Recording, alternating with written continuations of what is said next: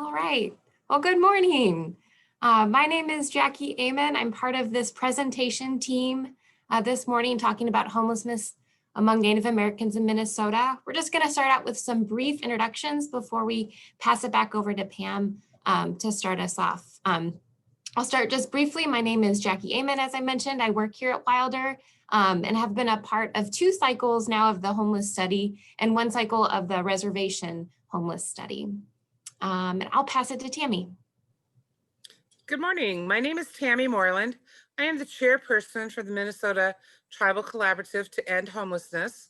I also work for the Mille Lacs Band of Ojibwe Anjimamaatising program.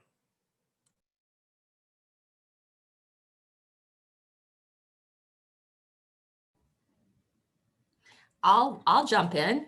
Hi, good morning, everybody.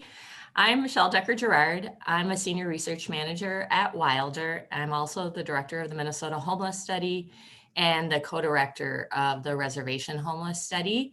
I'm standing in for my colleague, Nicole Martin-Rogers this morning, trying to fill some really big shoes. Nicole had some family exposure to COVID, so needs to be hunkered down this morning. And so I'm gonna just try to fill those shoes. So I'll pass it off to Pam. Mino Gigi Jeb from the Lake Vermilion side of the Boys Fort Reservation. Pam named Indigenous cause. I work for the Boys Fort tribal government in the substance use program and also with our homeless programs. Miigwech. Great. So Pam, I think I'm going to go ahead and pass it back to you for an opening.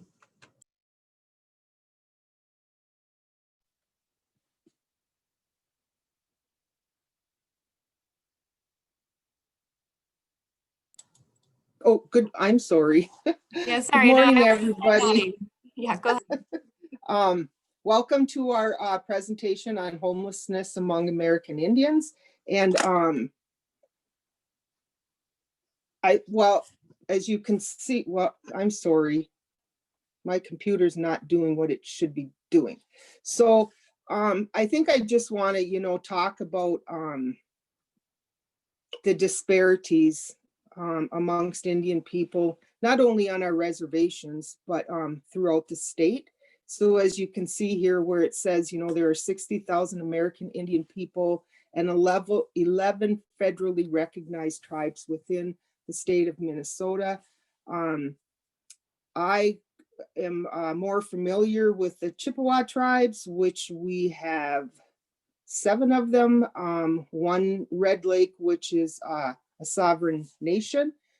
But I think you also have to realize we represent 1.5% of the population in the state of Minnesota, but yet, we have like 12% of our people are homeless. And those are, that's a huge disparity. We see that, not only in homelessness, but across the board in substance use and other areas too. And then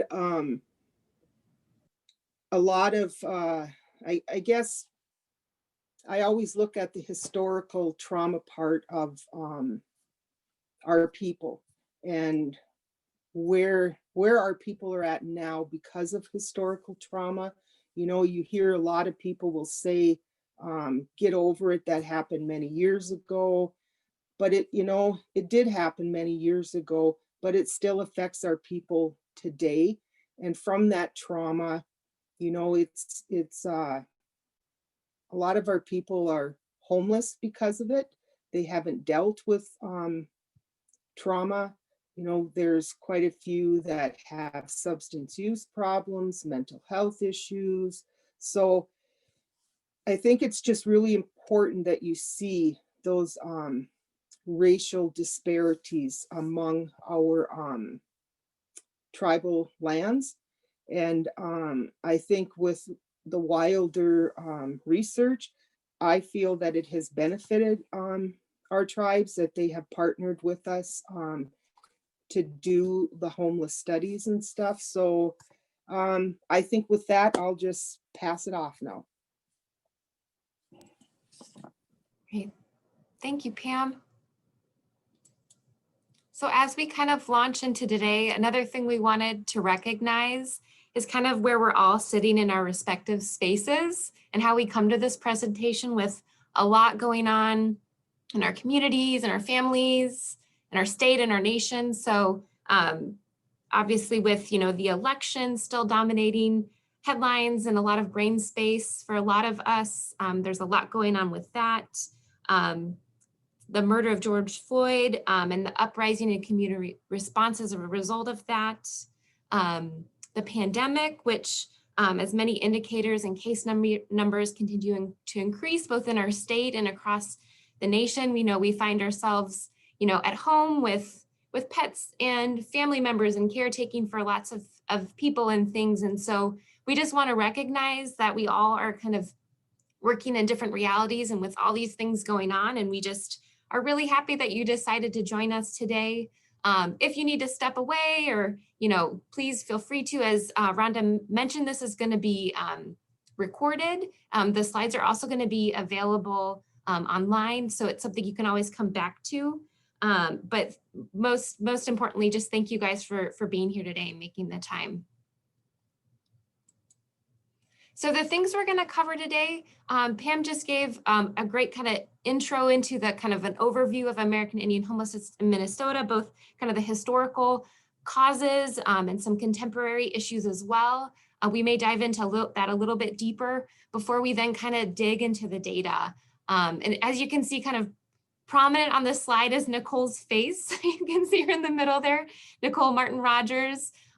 She has been a huge part of this study. Created a data party with a lot of this data earlier with our 6 tribal partners. So while she's not here, she's very present in this data and the stories that are connected to it.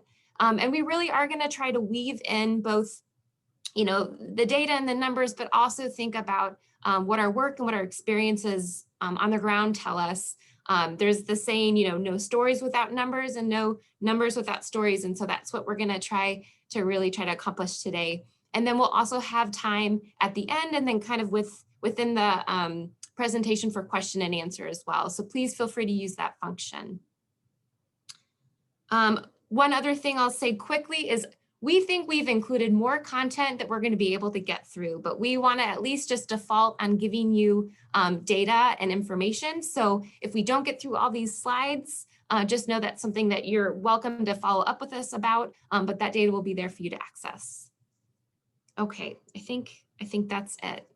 So with that, I think we'll kind of revisit and see if Tammy also has anything if you want to add, or Pam, a little bit more about the historical context around American Indian homelessness.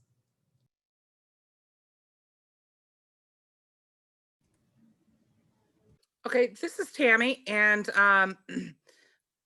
thank you for allowing me to participate in this virtual learning series. One of the things I'm sure that people remember is in 2018, there was the Wall of Forgotten Natives. That was around the same time that we were doing our reservations study. And so historically, one of the myths that a lot of people think is Native American people like to be doubled up with other family members. One of the questions that is in the homelessness study, we directly asked, do you, if you could, want to be in your own home? And there was an overwhelming amount, and I can't remember the exact numbers, that said they would prefer to have their own home and not be doubled up. A lot of times too, there are some contemporary causes with homelessness in Minnesota, and I'll let Pam talk about that a little bit on how some of our people move from the urban area back to the reservation? So with our Indian people, it's always been where there's a lot of back and forth. So one of the things that I always try to use is that our Indian people will move according to seasons. So it could be where they may be down in the metro area, but it's ricing season. So they come back home to do ricing. They'll come back home to do hunting. They'll come back home to do berry picking. So there, it's just a part of our lives, part of our culture and our traditions that we participate in the gathering during the different seasons. So a lot, it's not, I think what happens is a lot of times people think, homelessness is more in the big cities where it's not. It's on our reservations, because when they are coming back home, like Tammy was mentioning with wanting their own place and stuff, and they do, but it's also part of our tradition that we welcome our family, our relatives into our homes. We feed them. We give them a place to stay, but everybody wants their own home. So our culture is very spiritual. And when we, like, I'll use my grandfather as an example. My grandfather years ago portaged from place to place according to seasons. And he would share stories about that and where they took care of each other. And so you still see that today, where our people take care of each other. We're a very caring people. We're a sharing people. And so none of us want to see anybody homeless, but it's here. Homelessness, that's the hard part, is so many of our people are homeless. So many of them have children that are homeless. So it's just it's our relatives, and so we do try to take care of them, but they also need their own space. Thank you. Thanks to both of you for adding that context. And when I sort of talk about these findings for all of our homeless population, I do want to talk about some of the generational trauma, of course, that Pam and Tammy referenced, as well as some of the systemic racism and housing policies as well, including, forced removal of folks from their traditional homes to boarding schools, foster care, other places, movement from reservations into the urban areas where there might not be as many connections or family to house folks.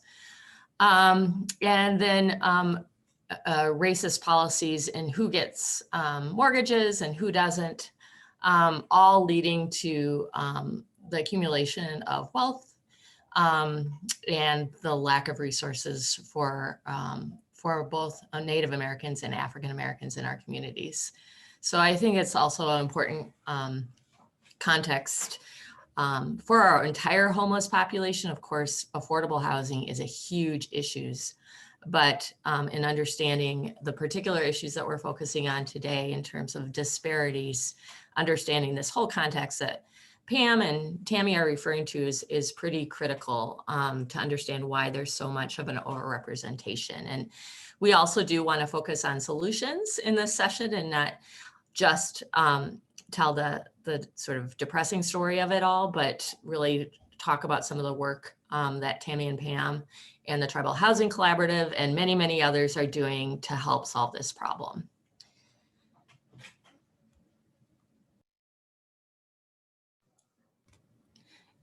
Jackie, do you want to go on to the next slide?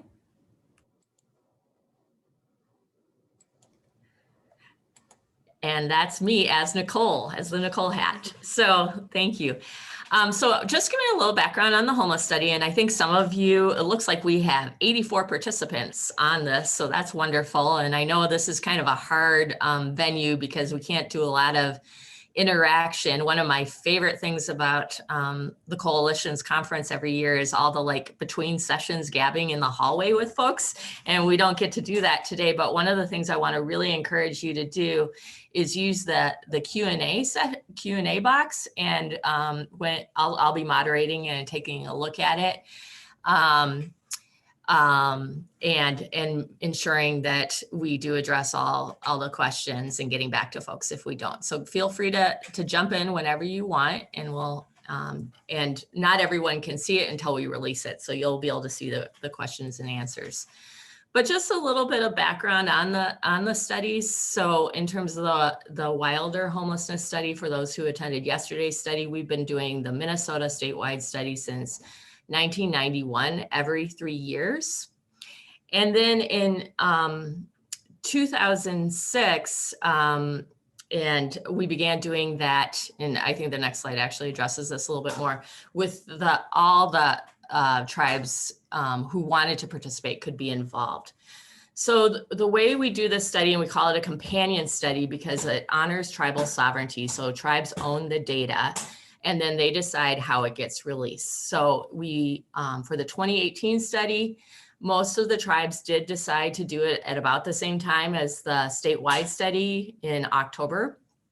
And I apologize if there's feedback noise from me. My dog is eating a bone right now and it's really noisy. I was hoping it would keep her busy. So anyway, that's life. We conducted interviews again in partnership with tribes on 6 Northern Ojibwe tribes. The tribes decided whether or not they wanted their own folks to conduct the interviews, or if they wanted sort of outsiders to come in to do the interviews. In some cases, they felt like that was more confidential in terms of the information shared. In other cases, they felt like they wanted to have their own folks do it. And in other cases, there was a mix. So the tribes that participated, and I don't know if we've actually said all of them yet: Bois Forte, Mille Lacs, Fond du Lac, Leech Lake, Red Lake Nation, and White Earth Nation. And that represents 90% of all American Indians living on Minnesota reservations. So a huge group of folks that, you know, are very, very difficult to find, very invisible population. And I should note that participants who participate in the survey do get paid some type of stipend or cash for participating in the survey, so get paid for their time. And their identities are confidential. They don't have to give any private information. And the study that we do is a little bit different than our Minnesota homeless study, in that for the Minnesota homeless study, we use a federal definition of homeless. And for the reservation study, we also include people who we call near homeless, and it's a name we just sort of have used to describe these situations that Tammy and Pam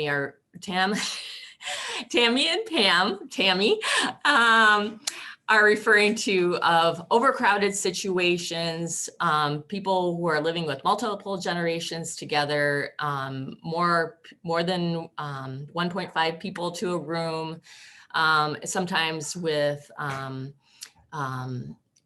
situations where people have to sleep on the couch and that type of thing.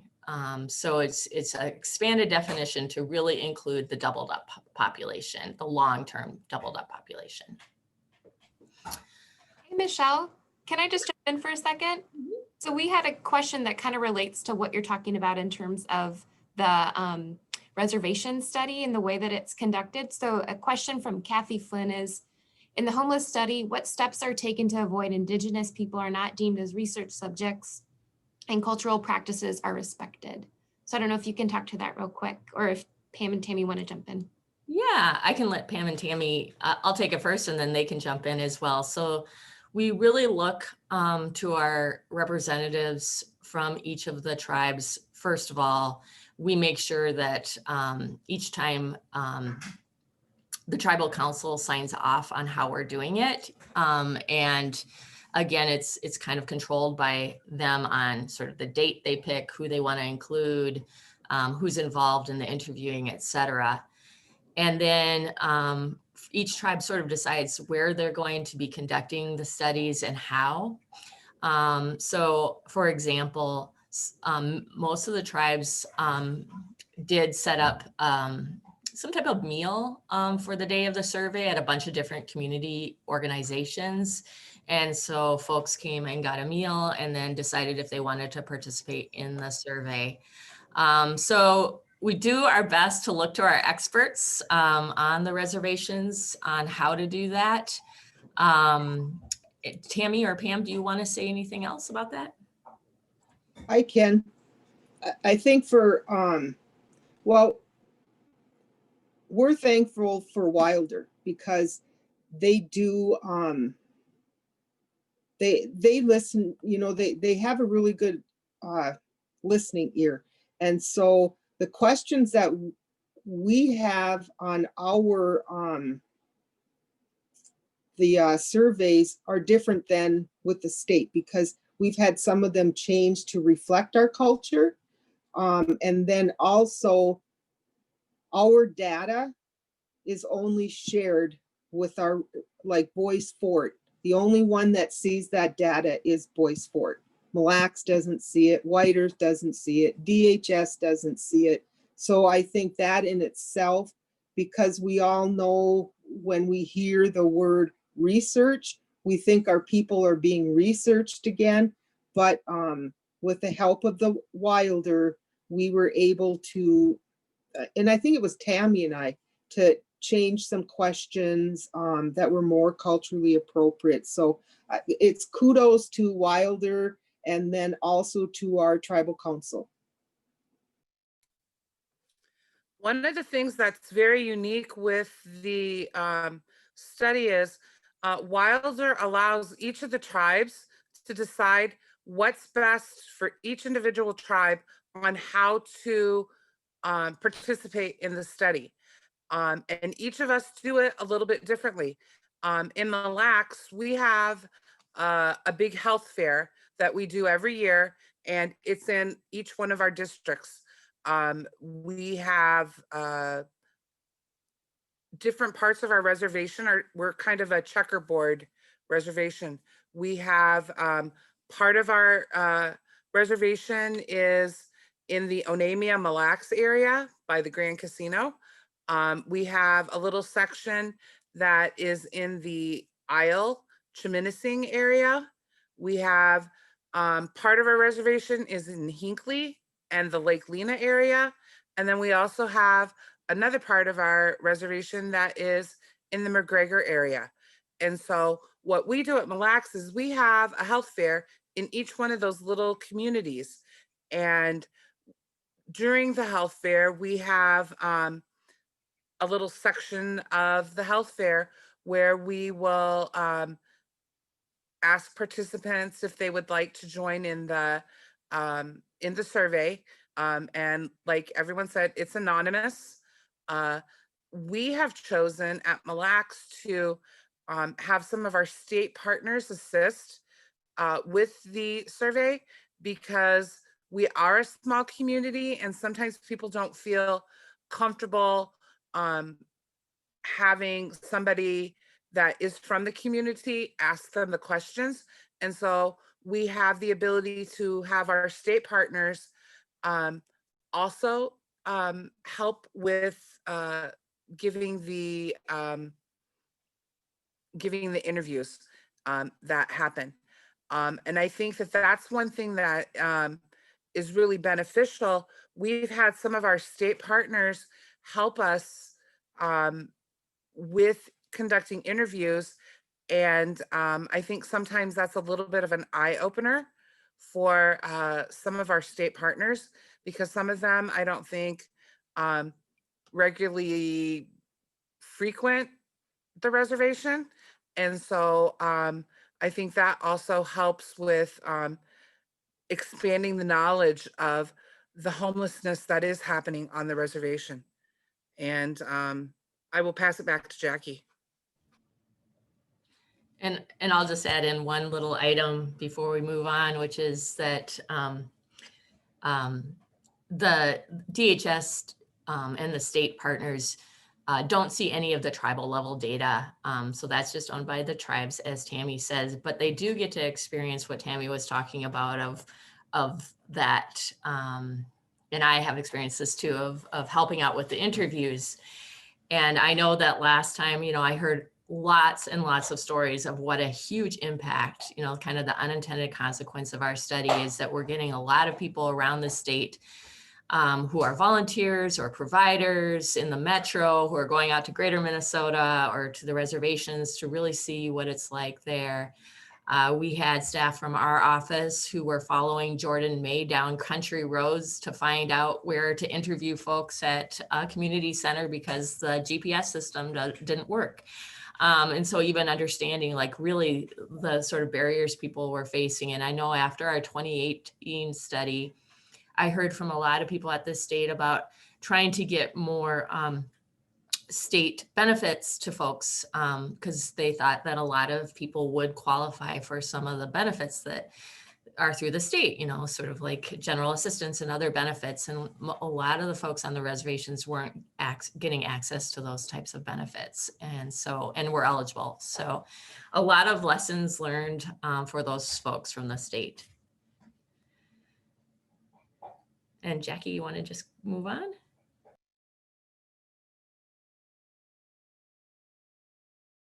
And I started talking about this a little bit. So for this presentation, we wanted to focus on Native homelessness. But as everyone knows who's on this call or on this webinar, the folks who are experiencing homelessness in Minnesota are all throughout every corner of our state. So not just on the reservations, but everywhere in all communities. And both of these studies, both the reservation study and the statewide study, really only find people that we can find on the days of the study. And so it kind of underrepresents the whole issue that we're talking about. But we really are digging into the characteristics of people experiencing homelessness. So in some cases throughout the rest of this presentation, we're going to be focusing just on the reservation study characteristics. But in some places, we're also going to be comparing it to the experience of Native folks statewide, as well as folks in greater Minnesota and the whole state. So we just want to make sure that we provide that type of context as well. And I think I already kind of went over this, but for the statewide study, we use a federal definition of homelessness that's sort of, a typical definition of people in sheltered or unsheltered, people who are camping or in places not meant for habitation.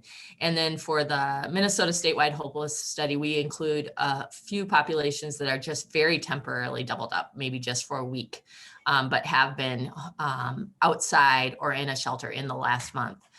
And so for the reservation study, we include that population, but we also include this near homeless population, which is that longer term doubled up population of folks who, as Tammy was saying, would prefer to have their own place for the most part and aren't choosing that as their situation. But we also wanted to find out about their characteristics too and ways of providing services to that vulnerable population. One of the things that we've learned in our studies of homelessness is that sometimes folks who are in those overcrowded situations are in a lot less stable condition than people who are actually sheltered, because when they're in shelter, they get a lot of services provided. They might get supportive services, whatever. And when they're in doubled up situations or overcrowded situations, those services may not, the service providers may not even know where they are.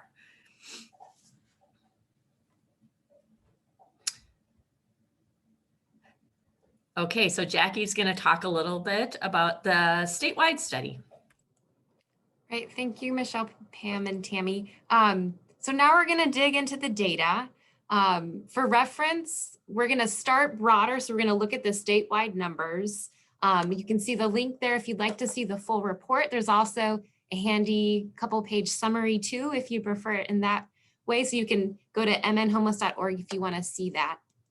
But starting off broadly, and I was really impressed, Pam, you quoted this like off the top of your head to begin the presentation, but what we see when we look at the statewide report is that American Indians are largely overrepresented when we look at just the statewide homeless population in general. So while about 1% of the Minnesota adult population is American Indian, 12% of the homeless study adults are American Indian, which is a huge overrepresentation. And if we dig a little bit deeper and look at unsheltered homeless population, and sorry, the lighting in this office is by motion, and so it's going to keep shutting off periodically throughout here, so I'll have to turn it back on. But when we look at just the unsheltered homeless population, we again see that there is an overrepresentation of American Indians. So while American Indians make up about 10%, and this is looking just at the metro area, which is a very visible place where that unsheltered population was really seen, especially around the 2018 study, and now increasingly again. American Indians make up 10% of that homeless metro area population, but 26%, so over a quarter of the unsheltered interviewees in the metro area. And then if we look to see, well, then what does that look like in greater Minnesota? It's a similar pattern. So again, 16% of American Indians make up 16% of the greater Minnesota homeless population, but then about a quarter again of the unsheltered interviewees in greater Minnesota. So a similar pattern, a little less pronounced than in the metro area, but still very much an overrepresentation. Then if we look at just families, we see that families too in the metro area are overrepresented in unsheltered homeless families. So American Indian families make up 10% of the metro area homeless families or families experiencing homelessness, but 34% of the unsheltered families in the metro area. If we then look at greater Minnesota, we see a similar pattern. So with American Indian families making up 12% of families experiencing homelessness in greater Minnesota, and then around a quarter again of unsheltered families in greater Minnesota. So then if we look at unaccompanied youth, which would be, and you can see the note at the bottom if it's helpful. So for the purpose of the study, we define unaccompanied youth as individuals aged 24 or younger who aren't with their parents on the night of the study. And so if we look at unaccompanied youth just in the metro area, we see that they make up 11% of that population, but 31% of youth that are unsheltered in the metro area. And then again, if we then see, well, how about in greater Minnesota? Again, 16% of unaccompanied youth are American Indians, but a much larger percentage are unaccompanied and unsheltered in greater Minnesota. So as you can see, both in general, in terms of the homeless population, among families who are unsheltered and youth that are unsheltered, we see an overrepresentation of American Indians in the homeless population. So we wanted to stop here to see if there was any insight that Tammy or Pam wanted to provide from their work and experiences on the reservation, and also to see if anyone had any specific questions. So I'll pause here and turn it over to you two if you want to add anything.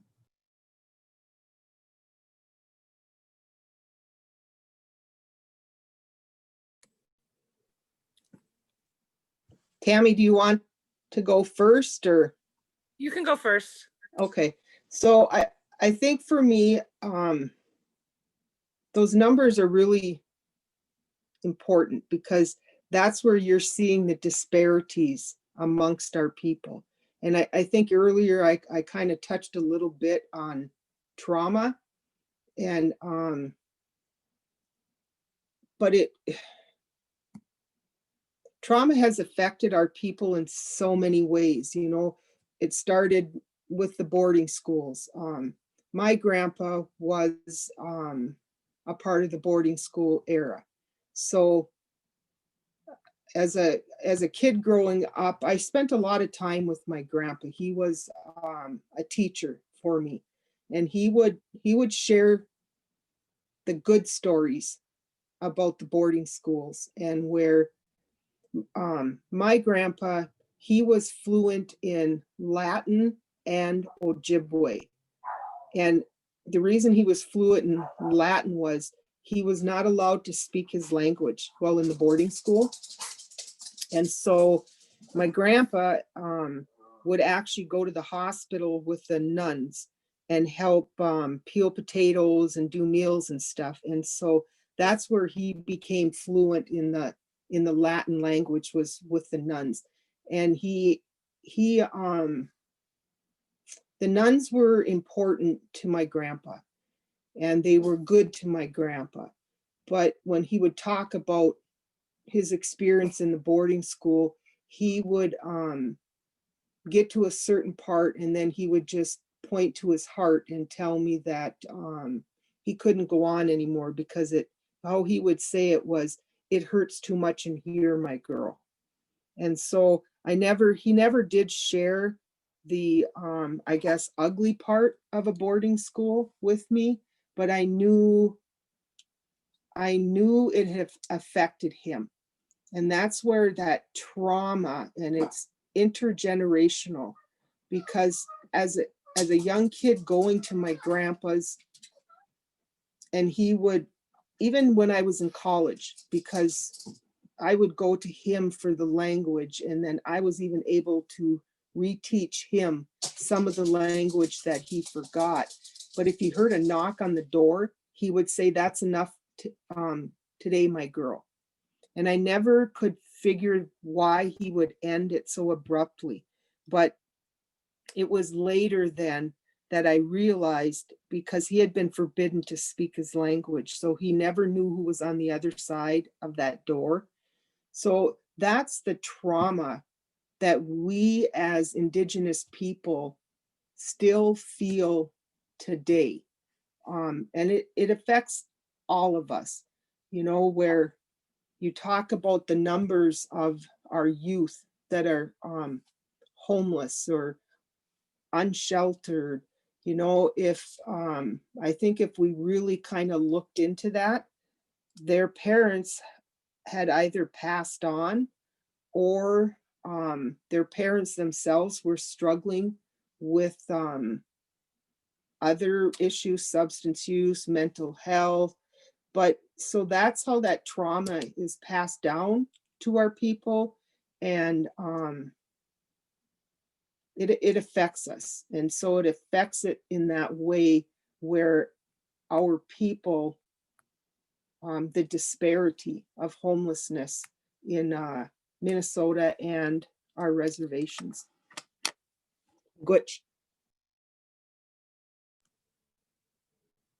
I don't have anything to add to Pam's comments, but if anybody has any questions, feel free to use the Q&A, and we are monitoring that, and we will answer any questions that you have. So question away.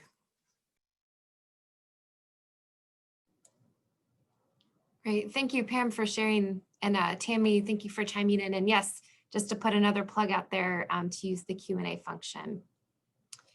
Okay, so now we just looked at the statewide data, so we looked broadly, and now we're going to kind of dig into the reservation homeless study.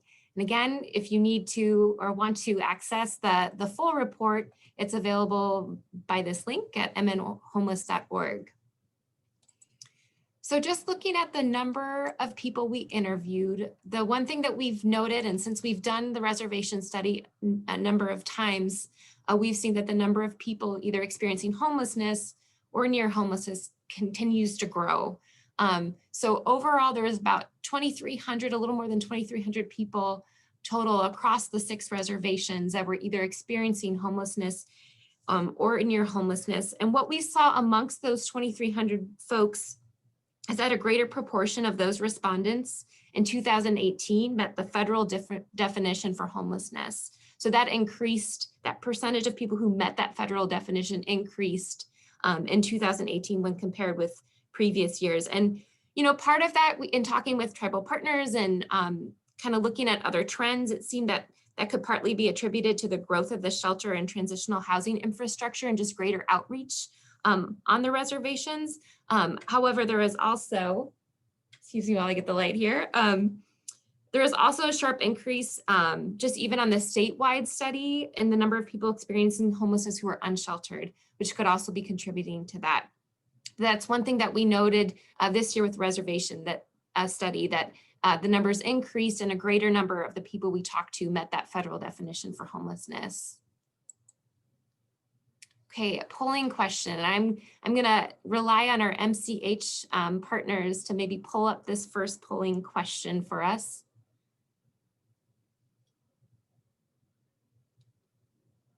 Okay, so true or false, were most reservations respondents were living on a reservation before becoming homeless or near homeless?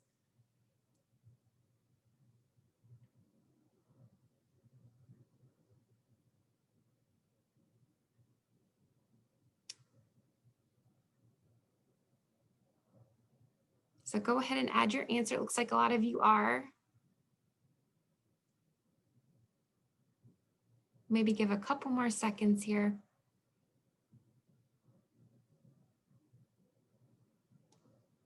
Okay, that looks pretty steady. So looks like most people thought that was false.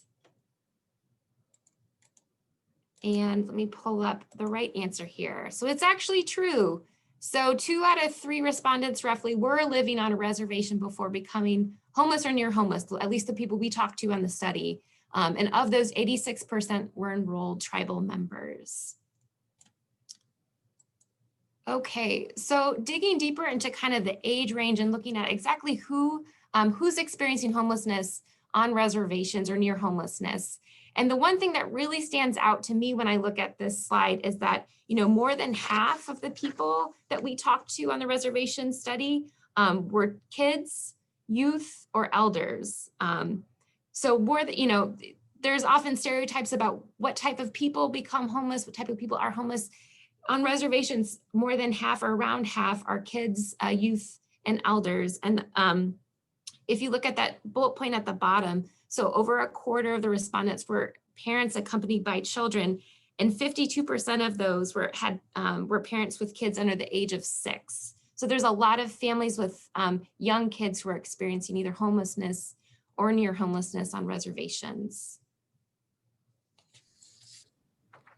In addition, most of the reservation respondents have been homeless or near homeless for a long time.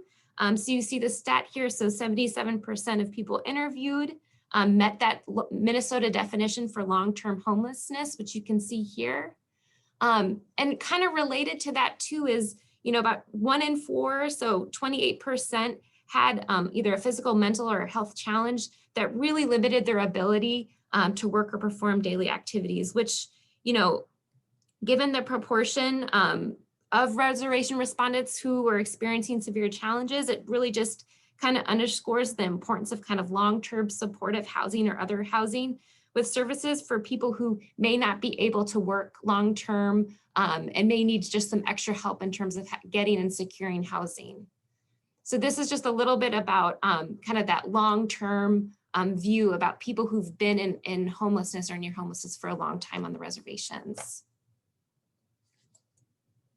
I think we have another polling question here. MCH folks, do you mind pulling it up? Great. So true or false? And I think Tammy gave this one away earlier, I believe. So true or false, most reservation respondents that were doubled up preferred to be doubled up.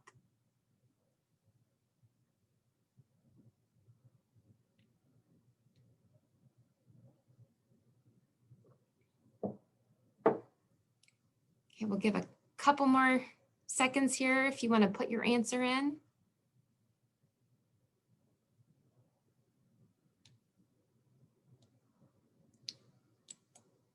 Okay, so it looks like most said false, and that is the correct answer.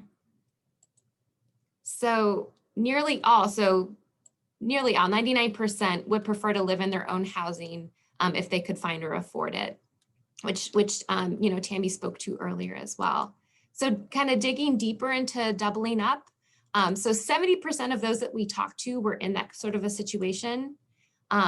It's not a common preference, as we just talked about, especially given that 74%, so 3/4, were living in overcrowded spaces, which is defined as, let me pull it up here. Michelle, I'm having a hard time finding the definition. Do you? Yeah, it's more than, it's a half a person, more than 1.5 people per room. So That's correct, yes. They need to be shared, basically. And then severely overcrowded is more than 2 people per room. Thank you. You've got a wealth of knowledge. And in addition, 22% were living in substandard conditions, which would mean that their living situation was lacking running water or heat, or a stove or refrigerator. So things, needed to live. These numbers are stark, especially in 2018, but I think given COVID in particular, when you think about trying to social distance, trying to quarantine in these living situations is incredibly tough. I think too, when you start to look at, if you see this graph on the right here, the time spent doubled up, about 60% have been either doubled up for more than 3 years or had never had their own home. So a lot of people who are in these doubled up living situations have been in those situations for a long time. And I know there's some questions that came in as well. Yeah, there's some questions. I don't know if Tammy and Pam want to address the first one, which is, do youth feel caught between both worlds of the Native culture and being in the youth culture as well as the Native culture? And is that part of the youth struggle to find their way? Yes. So I always try to say, our kids have to live in 2 worlds. So the example that I give is going to school. When our kids go through the door of a school, they have to become somebody else that they're not. And so I have found one of the Indian education programs are very helpful for our Indigenous kids. They have a room that is their own. They feel comfortable in it. I can remember as a kid growing up, and I was treated differently because I had brown skin. And I was one of the kids that would walk down the hall with my head down. I think as a kid, one of the toughest things I remember was I couldn't go to friends' homes. I had one friend, and I still to this day, I will never forget her parents because I was never treated differently and I could go to their home at any time. That was actually the only home I was allowed to go into because the rest of the families, their parents thought I was a dirty little Indian. And that's hard. That really plays on your mind. I knew I was Indian and I was proud to be Indian. That was, just from the teachings from my grandfather. But so yes, our kids wear 2 different hats. They live in 2 different worlds. And it does. I think that in itself is, it makes it difficult for our kids to succeed. I do see the huge benefits of our kids going to our Indian education programs, where we're seeing better numbers of our kids graduating. There's more of our culture and language that's being provided. We do a lot of Ojibwe quiz bowls and Ojibwe Jeopardy bowls. And I think for me, one of the huge successes that I've seen in that is where our younger kids now, they can't wait to get to that middle school and high school because they're going to be able to participate in that. So that's huge that we're now seeing our kids, they have, I think it's goals for them, and that our culture and traditions are important to our kids. Thank you. I think that really links to the next question, because you're getting at the connectedness and belonging and sense of community. So the next question is, I have clients that have been housed but continually return to a homeless city or the encampment, to gain a sense of community, family, connectiveness that was lost when they got housed.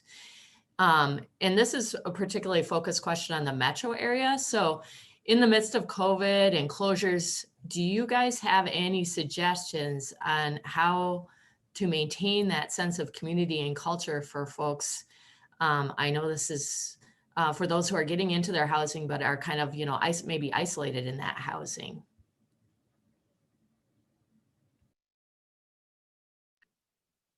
Tammy, do you want to, or do you want me to? Go ahead. Okay, so, what I often hear is that it's easier for our people to be homeless.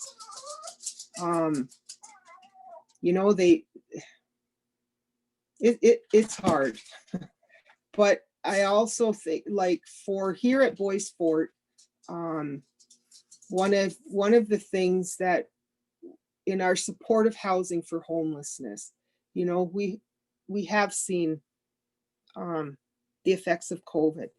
We've had to quarantine families, and it is difficult, but we're also trying to engage them, to keep them engaged in cultural activities. We do have a lot of different little packages and stuff that we put together. We still, will bring our sage, abalone shells. So I think that is important for our people, to keep them engaged in that.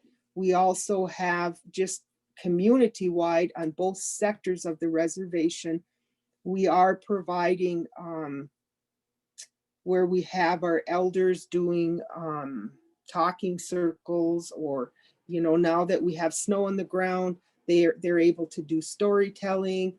And I think that really has been helpful for our people.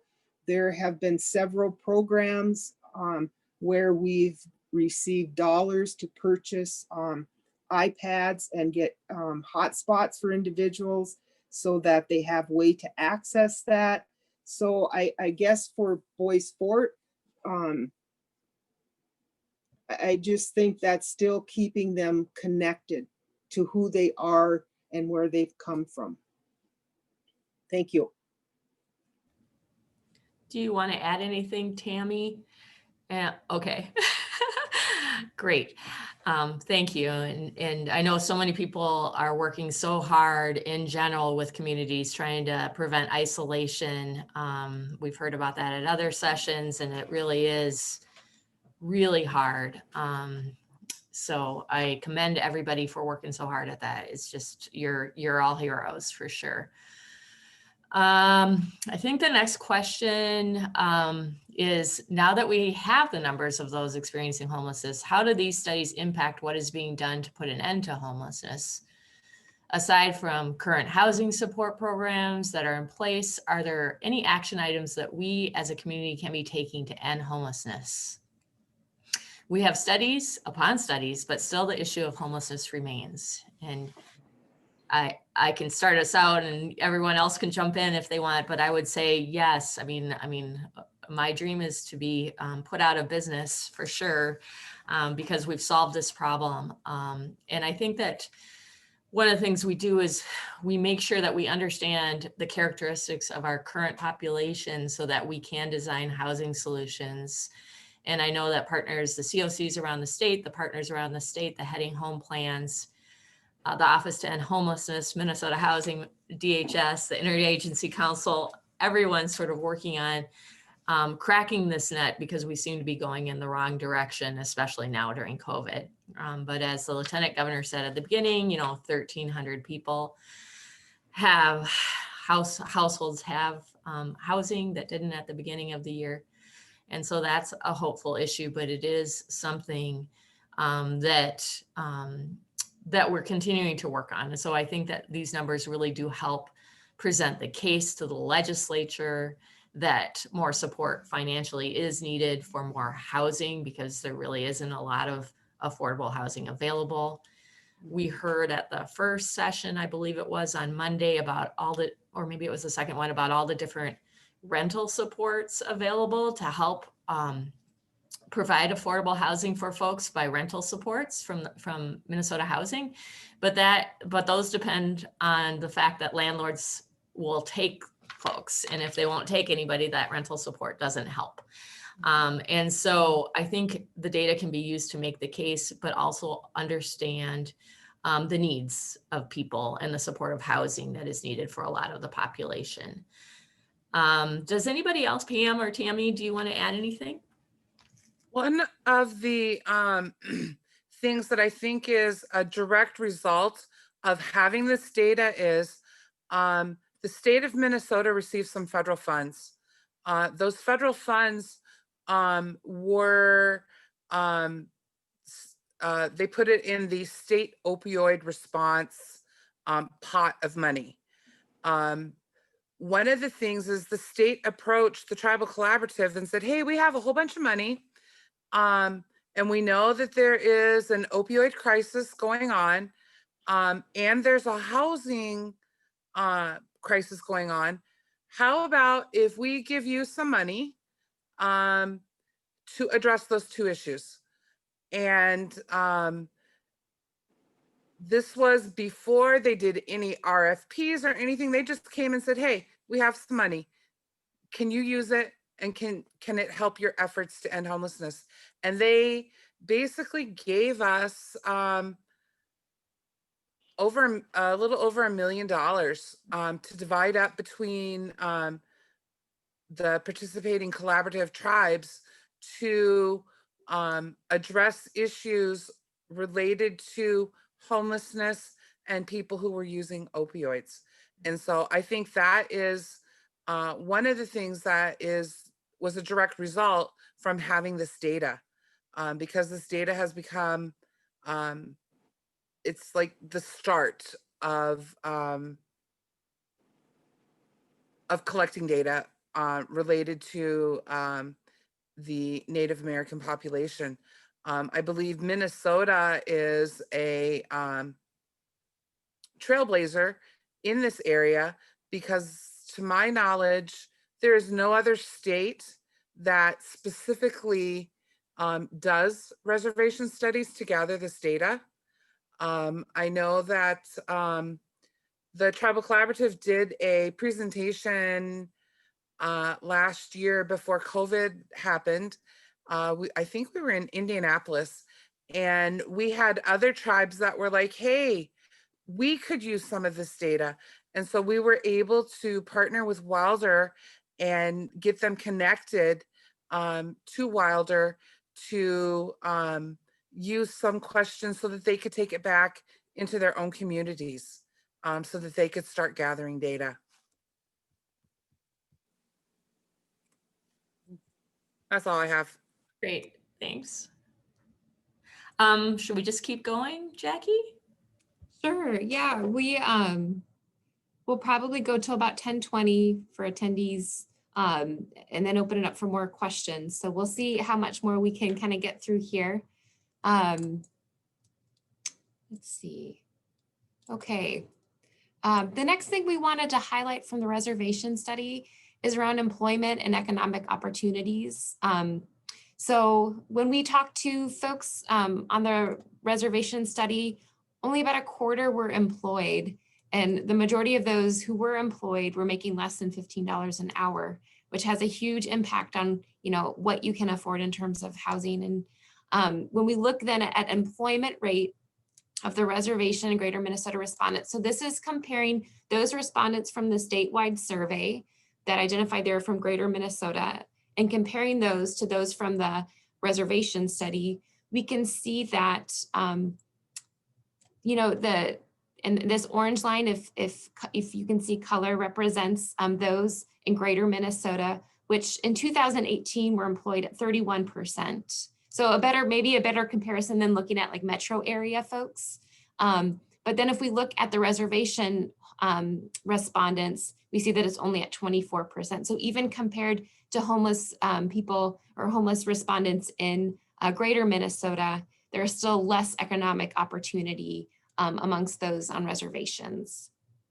And it looks like you can see the kind of where these two lines kind of cross here. It's almost as if the kind of rebound from the recession didn't really ever kind of take place amongst the homeless reservation population. It's just kind of has maintained kind of low. So we have another polling question, if MCH folks can pull that up.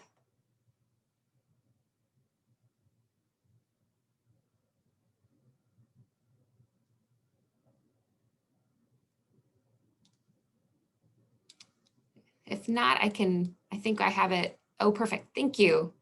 So what is the most commonly reported reason for becoming homeless or near homeless on reservation? So when asking people, and they could choose many different, you know, we had a list of, I think, 10 or so different responses, so they could choose as many, but what was the most commonly reported reason?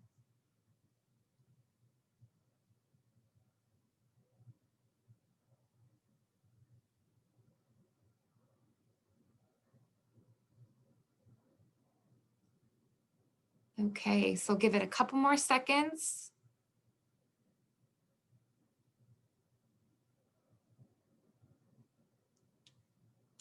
Okay.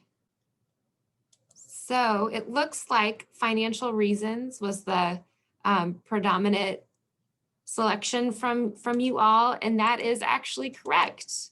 So financial reasons, most commonly reported reason for becoming homeless or near homeless.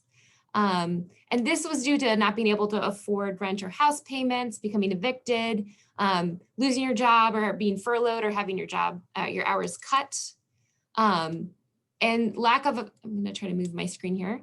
Lack of affordable housing was also a common barrier to obtaining housing. So we asked both, what was a common reason for becoming homeless or near homeless? And then what's a barrier that's preventing you from becoming or for becoming housed again? And obtaining affordable housing was one of the most common responses.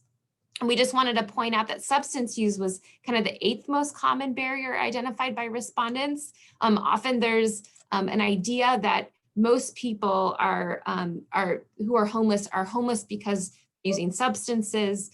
That's not necessarily always the case. And in fact, more commonly, it has something to do with financial reasons and not being able to afford homes. And this next section, I think I'm going to pass back over to Michelle. Yeah, thank you, Jackie.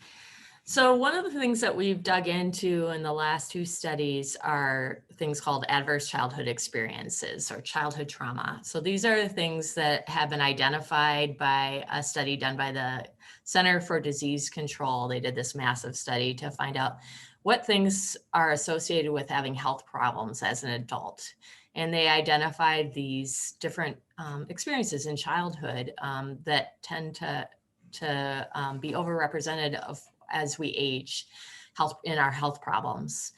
And so we had always asked a few of these questions as part of the homeless study, but we added a bunch of them so that we could understand the experiences in our homeless population, again, in order to design solutions.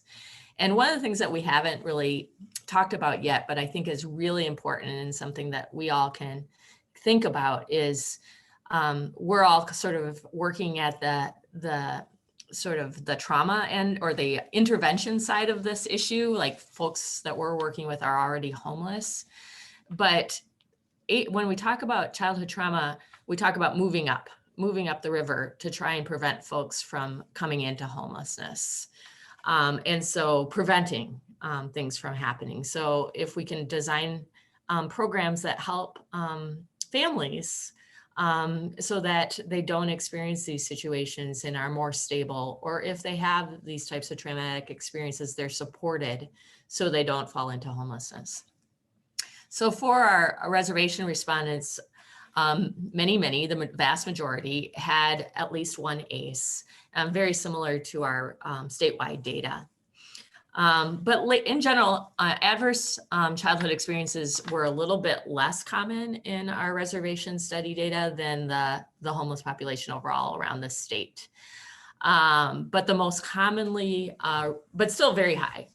So the most commonly reported experiences were living with someone who abused substances, witnessing abuse in the home, and living in an out-of-home placement as a child. And this is an area actually where it's different from the statewide study. So the third reason around living in an out-of-home placement is much more common among reservation respondents than among respondents statewide. And again, Tammy and Pam talked to the idea of boarding schools and children being taken from families and placed in foster care and that type of thing unnecessarily. So that is some of the trauma that has been experienced.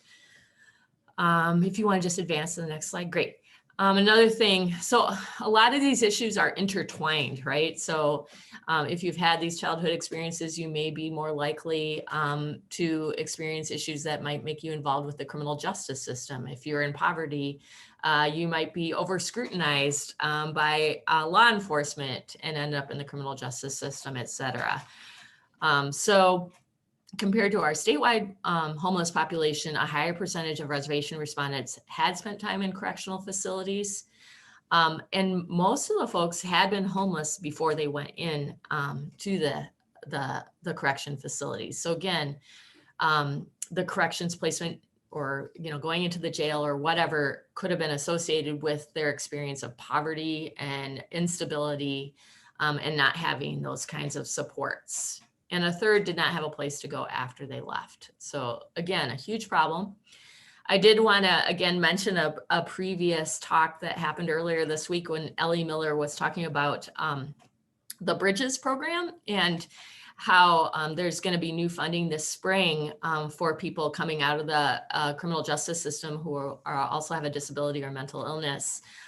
So funding to provide rental assistance, particularly to those folks, and that funding has been expanded to include those coming out of corrections. So I was pretty excited to hear that because this is a huge gap. As many of you know, it's really, really hard to get housing for folks who have a criminal background, and a big struggle, again, for our reservation respondents. And then I'll just quickly go through the next slide around the different health issues people go, and then we can just go to final Q&A and discussion. So at this point, if you want to start asking your questions in the Q&A, feel free to type them in and we'll get to them. But I think that one thing we are all focused on, particularly right now during COVID, is the overlapping health conditions that our population is experiencing and putting them at even higher risk of getting COVID, but also at even higher risk of the other vulnerabilities that occur because of our pandemic and being so isolated. So almost half of our reservation respondents had chronic physical health conditions. And for those of you who work with this population, you know that a lot of people have to be hooked up to oxygen or are diabetic and have to get their insulin. And a lot of those health problems are very difficult to manage when you are in a precarious housing situation. 44% had serious mental health issues, and 24% had a substance abuse disorder. And this, again, is fairly similar to our statewide homeless population. But a particular concern is those with multiple conditions. So over a third had multiple problems. And so it is something that we need to really think about in designing solutions. And I'm not sure if Pam and Tammy have any examples of solutions that they've found have worked really well with these populations, but maybe you can talk a little bit about that as well. And I think we probably should, yeah. So we're now on to the reflections and questions slide, which is the opportunity for Pam and Tammy to say a little bit more about I think really focusing on some of the things that you've seen work, some of the solutions that you've seen work. And I think you've already talked a little bit about it. not only on the reservations, but anything that you want to talk about that you've noticed in the metro area, because I know both of you have done a little bit of work in the metro area with our Indian population as well. Pam, Tammy? I'll let Tammy do this one. I was going to let you do this one. Okay. Well, one of the things that I see that works really well for not only me personally, but with my other tribal partners is we put our biases aside and we meet the person where they're at. And even though the person may have done some horrible things in their past, or maybe they're currently not making the best choices, we meet them where they're at and we try to just show them unconditionally compassion, that they are our relatives and that we are there for them. This week, I had a person who I worked with last year. Well, actually, I worked with him 2 years ago. I worked with him and helped him get housed. Then last year, he was making some not so great choices, and he found himself being evicted from the home that he was staying. He was involved in some criminal activity. He liked to drink, and so he was just not making all the best choices. And it came to the point where I finally had to tell him, I am here for you. And right now is not a good time. You're not making good choices, but I want you to know that I am here when you're ready. And I received a call from this man this week, and he was like, I was really nervous to call you, but I knew that if I did call you, you would be able to help me. And we were able to help negotiate to get him. Was currently in treatment, getting ready to graduate. In fact, he graduates from treatment tomorrow. We were able to negotiate with a apartment complex that we work with in the St. Cloud area to help get him housed. And so now not only will he graduate on Friday, but he will be able to move into an apartment complex and be housed, because that was one of the things that he was really worried about. Was his mother has some health issues with COVID going on. And he also came to the realization that he made really bad choices when he lived at home. And so for his well-being, he needed to move a little bit away to a new community. And it just so happens that I've worked with this apartment complex before. We have other band members that are living in that apartment complex. And so he will be able to feel more at home by having some of his relatives living in the same apartment complex in a new area. And so he's really excited to start his new path in a new city, a new home that we were able to help him get moved into, or to be moved into. And he's going to continue with outpatient treatment in St. Cloud. And so that's one thing that I have found that works for me is, I don't need to try and save everybody, because everybody has their own timeline and what's good for them. But what I can do is I can always be there for when they're ready and help them along when they're ready. Sometimes it takes people 2 or 3 times before they're at that part where they're really ready, but just being there for them. And so that's all I have to say. I feel like I'm starting to ramble, so I will turn it over to Pam if she has anything. Yeah, and Pam, we just have a minute or two left, so just a heads. Okay, so for me, I think one of what's helped me and Boys Fort Reservation is collaborating with St. Louis County. they have been awesome to work with. You know, we've provided different trainings, healing through history, multiple different trainings where they were, one of the biggest things we heard was they now had something to take back and to work with Indian people. So I think that's huge. Collaborating and, you know, just doing some cultural sensitivity training, and where that way it helps because our people then feel comfortable going in and seeing somebody off reservation. Miigwech. Thank you so much. I think that is, I see Rhonda is coming back on to sort of wrap us up. I think we have sort of some final slides with some information. Jackie, do you just want to move forward to just the contact information slides so that people, if they do want to get a hold of us, they can.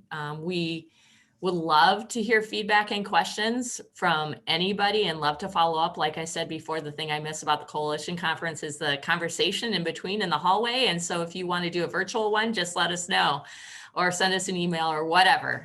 Thank you so much. And before Rhonda starts, my email is incorrect on the slide. My email is tammy.moreland@mille lacsband.com. I'm sorry, Tammy. I think you even told me that. My apologies. Well, thank you to all of our panelists and all of the attendees today for this great session. I think you provided a lot of insights and just knowledge and perspective as we think about how we can be more culturally centered and provide better services to folks, the Native American community. So thanks again. Just a quick preview of our 11 o'clock session. We'll hope you'll join us back for that. We'll be having the Interagency Council on Homelessness representatives from that talking about the lessons learned from 2020 and implications for the future as we navigate a pandemic and increasing homelessness among people in our communities. So we hope you'll join us back at 11. And again, thank you for everybody for being here, and especially our panelists.